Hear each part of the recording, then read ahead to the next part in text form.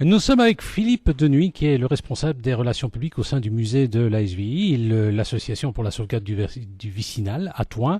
Alors, Monsieur Denuy, on fait un peu la visite. Alors, vos plus anciennes machines, vos plus anciens tramways, ils datent de quand ici? Alors, le plus ancien tramway que l'on a normalement est une vapeur que nous avons prêtée au musée de Liège à Natalis pour 1 an et qui date de 1887. Et nous avons encore, vous voyez ici le restant de toute la rame vapeur qui est derrière avec les voitures, le fourgon à bagages. Les premiers véhicules électriques que nous avons sont ceux-ci de 1901 avec la remorque d'origine. C'est le premier tramway électrique du Hainaut. Il roulait d'ailleurs à Charleroi, vous voyez encore sur la plaque, d'ailleurs rue de Turenne. Hein. Alors, petite question, est-ce que avant que ça ne roule à la vapeur ou à l'électrique, c'était des chevaux qui tiraient ça? Est-ce que vous avez encore peut-être des vicinaux de l'époque ou pas? Non, en fait, vous n'avez pas eu de chevaux purement de traction hippomobile au Vicino. Les Vicinaux ont commencé directement avec de la vapeur. Donc ça, c'est 1885. Et très très vite, l'électricité est apparue entre 1898 et 1901. Ça dépend des endroits. Donc autour de Bruxelles, 1898-99, 1901 dans le Hainaut. Et ensuite viendra seulement le troisième type de traction, qui sera le gasoil, et qui arrivera en 1934. Alors, qui c'est qui fabriquait? Est-ce que c'était déjà les ASEC? Parce que je sais que les ASEC ont fabriqué des tas de choses. Est-ce qu'ils fabriquaient aussi des tramways? D'où venaient-ils tous ces tramways? Où étaient-ils construits? Mais en fait, les tramways, ils étaient fabriqués uniquement en Belgique. Hein. Tout ce matériel que vous voyez ici exposé au musée vient donc de Belgique. Mais vous aviez des constructeurs, donc des carrossiers. Vous aviez donc la partie électrique, comme vous disiez, qui venait souvent, on va dire à 80% des ASEC, l'atelier de construction électrique de Charleroi. Vous voyez encore d'ailleurs sur tous les contrôleurs sont des boîtes qui permettent de faire avancer de manière électrique le tramway, les insignes des ASEC souvent. Il y a eu d'autres constructeurs, Saint-Magan, par exemple, qui plus tard a d'ailleurs été reprise par les ASEC. Vous avez aussi donc tous ces constructeurs, les boiseries, la ferronnerie, vous voyez les plaques d'identification, tout ce matériel était fabriqué en Belgique, principalement dans les Hainaut. Mais bon, pas nécessairement uniquement dans les Hainaut. Alors, cela dit, elles font vraiment rêver. Elles étaient belles. Artistiquement, ça reste des petits chefs-d'œuvre, des œuvres d'art. Hein. Oui, c'est vrai que vous parlez à un passionné, évidemment. Moi, je suis de votre avis, c'est un peu une œuvre d'art chaque fois qu'on en envoie une. D'ailleurs, quand on voit qu'on en reconstruit, on se rend compte du souci de la minutie qu'ils avaient à l'époque, des détails, même parfois des détails qu'on appellerait de l'ergonomie maintenant, mais qui ne sont pas aux profanes à la vue. Mais par exemple, la forme des sièges, ce sont des banquettes en bois, mais le dos est travaillé, les pieds sont tournés, tous des petits détails de finesse et de qualité qui étaient là pour ces artisans de l'époque. Alors, cela dit, est-ce que toutes ces machines fonctionnent encore ou pas?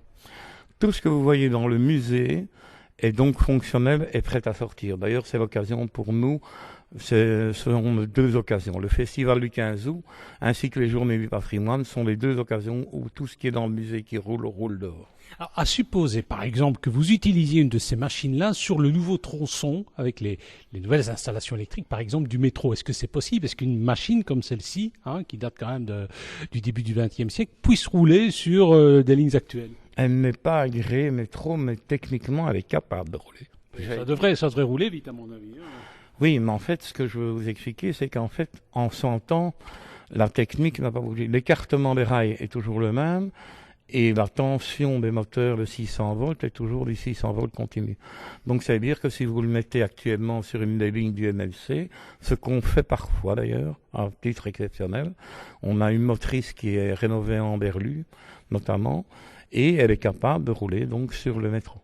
Alors pourquoi est-ce qu'à votre avis on a supprimé toutes ces... Parce qu'elles allaient dans tous les villages. Moi je me souviens par exemple il y avait la station du bois du Casier. Il y avait une station, il y avait une partie au bois du Casier, on changeait, on changeait de rame. Alors il y avait une partie qui était électrique et puis une autre qui est restée longtemps vapeur pour aller jusqu'à Naline par exemple. Alors la voiture a supprimé ça, les bus sont arrivés, pourquoi tous ces trams ont disparu? Mais en fait, ça a été une décision politique de l'après-guerre, dans les années 50. Je veux dire, ça ne faisait pas moderne, le tramway, on va dire comme ça. Donc, on en a vite arrivé à promouvoir et à favoriser les transports communs par autobus. Et c'est ce qui s'est passé dans quasiment l'entièreté du pays. Charleroi est resté le noyau dur, qui lui a gardé un métro léger, ainsi que la ligne de la côte à la mer, qui sont les deux seuls vestiges du grand réseau vicinal qui faisait quand même 5000 km dans les années 50. Hein. Maintenant, quand on va à Anvers, on voit encore quand même des vieilles motrices qui roulent. Hein. Oui, mais ça, c'était les trams de ville. C'est comme à Bruxelles. Vous avez la Stib à Bruxelles, c'est un tram interurbain de ville. Alors, en Wallonie, vous aviez d'autres trams de ville. Vous aviez la STIC, hein, le tram vert à Charleroi, vous aviez la Stib à Liège, qui ont été englobés dans les TEC lors de la fusion des groupes TEC. Mais je vais dire, effectivement, il reste encore des endroits où il y a du tramway, mais qui n'est pas les ancêtres de la SNCV. Alors moi j'aime bien, c'est quand on me raconte l'histoire de cette motrice. C'est une motrice rouge que l'on voit, et c'est une motrice... Elle a connu elle vient d'où? C'est une motrice, je dirais, des années 50-60. Hein. Alors, c'est une motrice de l'après-guerre qui a été fabriquée sous licence américaine, donc, et qui a été fabriquée par la bourgeoisie Nivelle.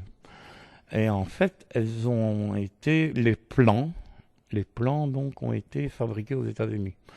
Et donc, elles ont été fabriquées en Belgique, mais sous licence.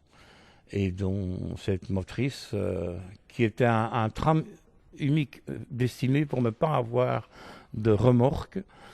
C'est une conception à l'époque entièrement nouvelle. Elles arrivent en Belgique vers 1948.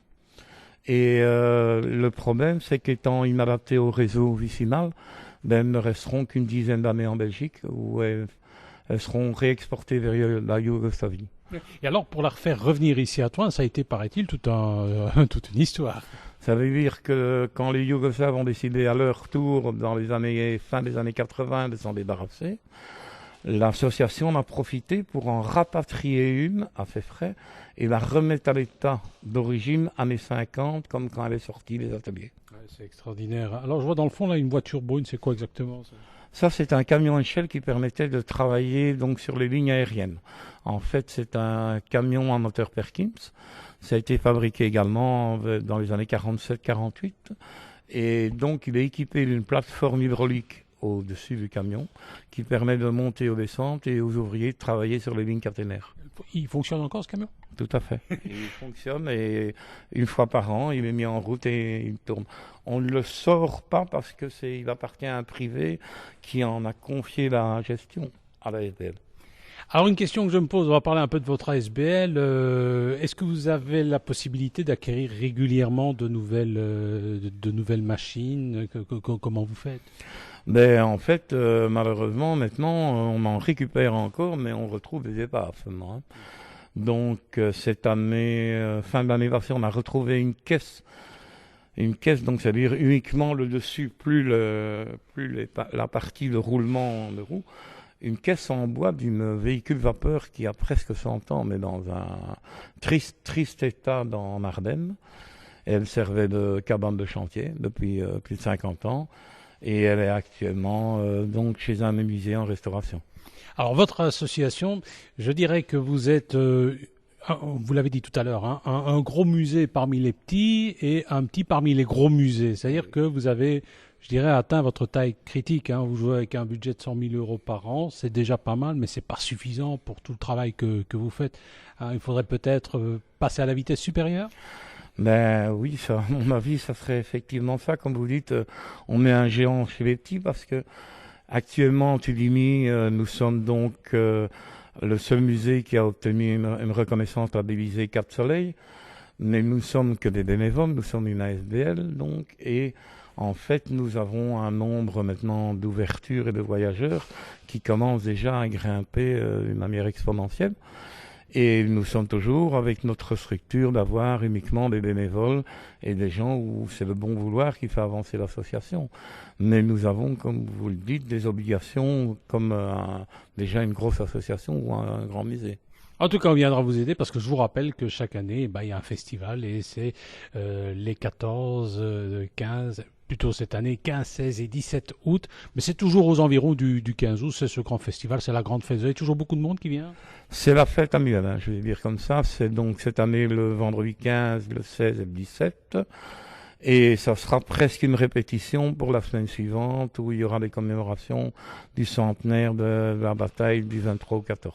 Alors, parmi votre public, c'est un public wallon, un public étranger, c'est facile à déterminer? Depuis que nous avons été reconnus il y a 2 ans par le commissariat général au tourisme, je veux dire que l'offre s'est étoffée. Avant, nous étions exceptionnellement avec un pourcentage de 20-25% d'étrangers. Maintenant, ça devient beaucoup plus paritaire. Je veux dire, nous avons à peu près la même 40% de néerlandophones. Et en plus, je veux dire, nous avons toujours des amateurs qui viennent pour le 15 août parce que c'est la fête depuis 40 ans, mais je vais dire, on s'ouvre plus au grand public. Monsieur et madame tout le monde, les gens viennent en famille avec les enfants ou avec les grands-parents parce qu'ils ont connu cette époque et ils viennent montrer à leurs petits-enfants ce que c'était le tramway du village et des choses comme ça. Eh bien, ça, on viendra. Merci beaucoup, monsieur Denuy.